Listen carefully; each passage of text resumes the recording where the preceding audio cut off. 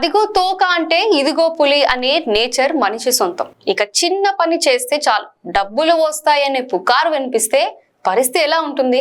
అంతే. తాజాగా ఓ సంఘటన సజీవ సాక్ష్యంగా నిలుస్తుంది. మహిళలు పొదుపు ఖాతా తెరిస్తే చాలు ఒక్కొక్కరికి 8,000 రూపాయలు వస్తాయని, అది కూడా సోమవారం లాస్ట్ డేట్ అని తెలిసింది. ఇంకేముంది, ఫాలో అంటూ ఆడవారు పోస్ట్ ఆఫీసులకు క్యూ కట్టారు. దీంతో ఆ పోస్ట్ ఆఫీసులో పనిచేస్తున్న సిబ్బంది తల ప్రాణం తోక్కొచ్చింది. ఈ సంఘటనకు వేదికగా బెంగళూరు మారింది. బెంగళూరులో సోమవారం మే 27న వేలాది మంది మహిళలు పొదుపు ఖాతాలను తెరవడానికి జనరల్ పోస్ట్ ఆఫీస్ లో క్యూ కట్టారు. ఇలా పొదుపు ఖాతా తెరవడం వలన ఒక్కొక్కరికి 8,000 రూపాయలు లభిస్తాయని, అది కూడా రాజకీయ పార్టీలు పోస్ట్ ఆఫీస్ ఖాతాల్లో 8,000 రూపాయలు బదిలీ చేస్తున్నాయని వాట్సాప్ గ్రూప్ లో ఒక మెసేజ్ పుకారు షికారు చేసింది. ఇంకేముంది, పోస్ట్ ఆఫీస్ తో ఖాతా తెరిచేందుకు భారీ సంఖ్యలో మహిళలు చేరుకున్నారు.